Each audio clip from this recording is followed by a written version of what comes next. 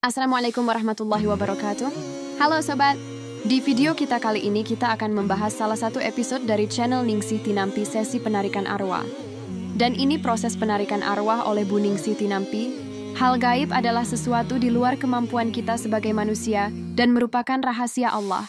Namun atas kuasa dan kehendaknya, ada sebagian manusia yang diberi izin untuk mengetahui hal gaib. Melalui video ini, kita harus mengambil hikmah yang ada terkandung di dalamnya. Tetaplah pandai dalam menyikapi sesuatu, dan jadikan tolak ukur pada diri sendiri agar dalam menjalani kehidupan kita senantiasa berhati-hati. Tiap manusia pasti akan mengalami kematian. Dan dalam agama Islam, setelah melalui alam dunia selanjutnya, akan memasuki alam kubur. Nah, alam kubur inilah manusia akan merasakan apa saja yang telah ia lakukan di dunia. Jika taat kepada Allah, maka dia mendapatkan nikmat kubur. Tetapi jika kufur kepada Allah dan melakukan banyak dosa, maka dia akan mengalami siksa kubur. Na'udzubillah min dzalik. Kali ini yang dipanggil adalah arwah dari ayah pasien.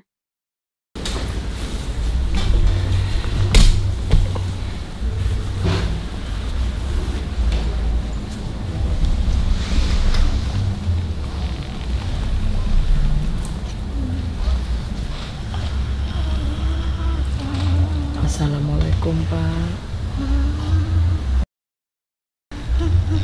Pak, maafkan ya Pak. Bapak selalu setia. Kita doakan ya Pak. Berdiri ya Pak. Assalamualaikum Pak. Berdiri Pak. Bapaknya selalu sedih, selalu nangis terus. Itu Pak. Berdoa aja.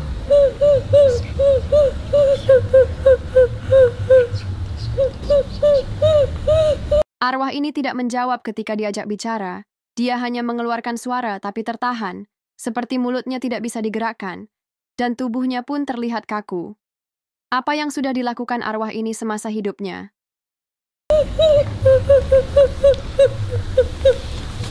Oh, sudah dikasih tahu jangan bilangin Pak, dia ayam-ayam nih yang keras ya Pak. Nikah ki Pak nggih. Mutung bengkel diampuni dosa-dosane. Diterima amal ibadah ya Pak. Enggak bisa ngomong bapaknya. Bapaknya kaku seperti kayu. Pak minta maaf ya Pak ya. Minta maaf ya Pak nggih. Kalau dosa pulang kita nggih. Bapak ingkang ikhlas. Allah.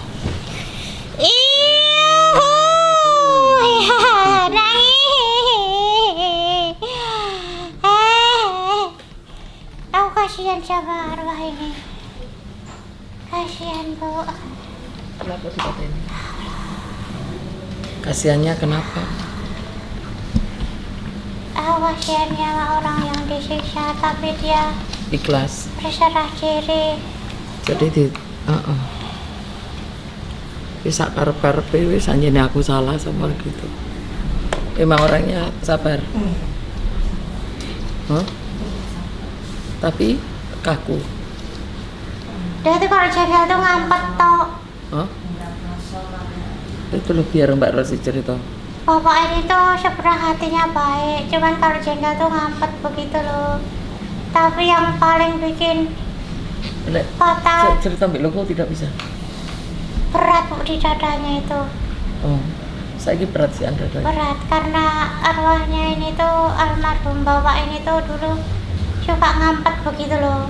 Misalkan dia kecewa dengan perlakuan orang lain, ya sudah dia rasakan sedalam-dalam tapi tidak pernah mau cerita, tidak pernah mau ngomong itu. Terus pas disiksa begini dia bilang begini, aku pas urip ikhlas apa wae sing dilakoni wong ning aku, ngopo saiki aku disiksa aku ya ikhlas juga gitu loh. Ibaratnya kayak apa ikhlasku di dunia itu nggak cukup gitu loh, gitu dia bilangnya. Ibaratnya kayak mau aku kudu ikhlas nek disalahi apa disakiti gitu loh Bu. Kayak orang capek ikhlas tapi dia ikhlas gitu, mudah nggak sih Bu? Ya Bu, aku. udah nggak? Nggak ada suaranya sih, nggak telaten aku nih, nggak ada suaranya. Kandang Ya, begitu bapakmu dulu. Pokoknya tuh bukannya dia kayak kok kudu dikon ikhlas, tapi kayak apa ikhlasku waktu hidup tuh nggak cukup gitu loh. Dia ikhlas gak apa-apa tapi kayak ngerasa kok gak wes-wes gitu seksonnya, sakit banget loh Bu. Terus harus gimana kamu? Harus gimana? Ya dungone, ya lakune, ya disedekahkan. Masalahnya yang dilakukan ini adalah dosa berat. Lo nggak tahu ibadah, Nah, ya. nggak kenal Allah. Ibadah dia tuh kayak punya kepercayaan sendiri atau Tuhan sendiri begitu loh. Ya nggak ada sama Allahnya, nggak kenal.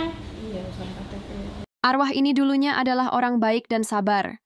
Ketika ada yang membuat kecewa hatinya, dia pendam sendiri dan tidak cerita. Itulah yang membuat dadanya berat.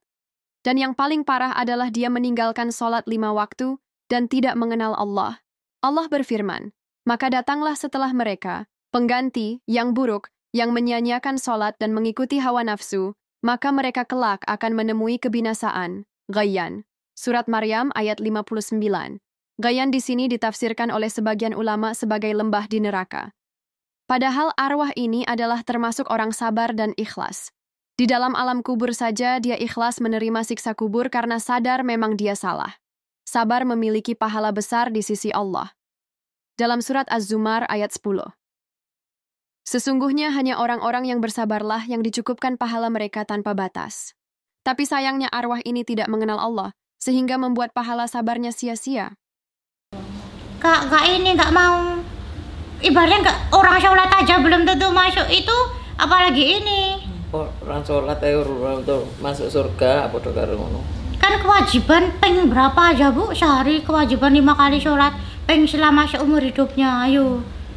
Terus kalau tanya cara menolong gimana, ya kembali lagi sodako Al-Fatihah. Cuman memang agak sulit menolong bapak ini. Ya, Susah Bu, wong dosa kewajibannya semua kok. Terus amal ibadahnya, sedekahnya juga kurang bagus, sedikit sekali. Kok sancret begitu loh Bu. Emang orang gak punya apa gimana? Enggak punya. Oh ya, pantesan kok sangune gak ono tuh kan Jen. Sebenarnya gak sedekah tuh gak dosa, tapi kamu ora duwe plus ning nggon alam kubur ya. Iya. Dilahirkan melarat gak apa-apa. Melarat itu bukan suatu kesalahan, tapi mati dengan melarat adalah suatu kesalahanmu ya. Itulah aku sampai Pak, sangmu kok sidik banget begitu kata dia. Aku gak punya, aku rak duwe gitu. Gak duwe, gak iso maca Quran pun gak iso. Sholat gak iso. Aku makanya kasihannya tuh itu Bu, antara aku ketemu dia tadi pengen nolong tapi ya susah. Gak ono lah. Kayak mau sancret keran begitu loh Bu, sedekahnya tuh. Arwah ini dulunya ternyata orang miskin. Sehingga untuk catatan amalnya sangat sedikit karena dia jarang bersedekah. Padahal sedekah memiliki banyak keutamaan.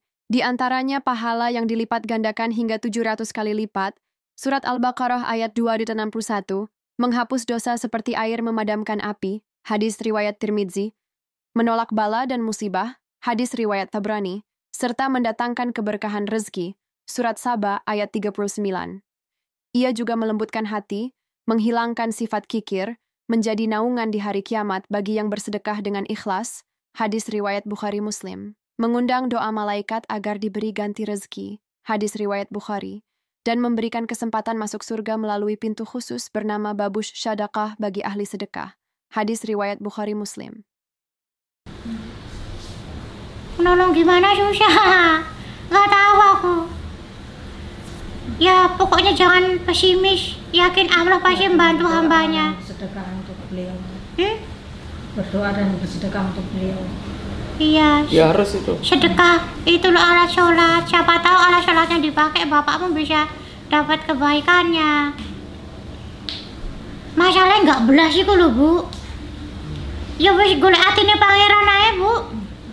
Tapi sumpah, apa gimana ya? Kan sisa kubur itu kan untuk menghisap dosa-dosanya. Lah bener misalkan dia dihisap, terus kebaikannya dihitung nanti pas hari penimbangan. Lah sedekah sancret begitu. Terus aku emang yang takut sendiri gitu loh Bu. Gimana coba itu bapak yang ituin kamu loh. Kalau nggak ada bapakmu nggak ada kamu loh. Iya, saya berusaha setiap bulan sedekah untuk papa, berdoa juga buat Yasin. Kalau bisa sedekahku tiap hari, gak usah wake-ake. Yo mbo tuku aku sak karton. Mek piro sih ku dilebokno masjid. Terus meneh opo ngono. Aku amene kasihno ndek kono, tah begitu. Makanya dia nangis soalnya inget besok pas penimbangan aku gimana begitu. Kan kalau gitu tuh kelihatan Bu amal ibadahnya dia. Lah yo kalau banyak sedekahnya banyak dosanya, pas mati dihisap dosanya nggak apa-apa, besok pas penimbangan banyak kebaikannya. Lah kalau gini gimana? Wah, ya sudah Bu, apakah ada yang ditanyakan? Jadi tadi untuk meringankan. Baik sobat, seperti itulah contoh siksa kubur yang dialami karena harus mempertanggungjawabkan perbuatannya ketika di dunia. Semoga dengan melihat video barusan kita harus lebih banyak istighfar, mohon ampun, dan memperbaiki diri supaya kita bisa selamat dunia akhirat. Jangan lupa subscribe, like, dan share ya untuk video berikutnya. Wassalamualaikum warahmatullahi wabarakatuh.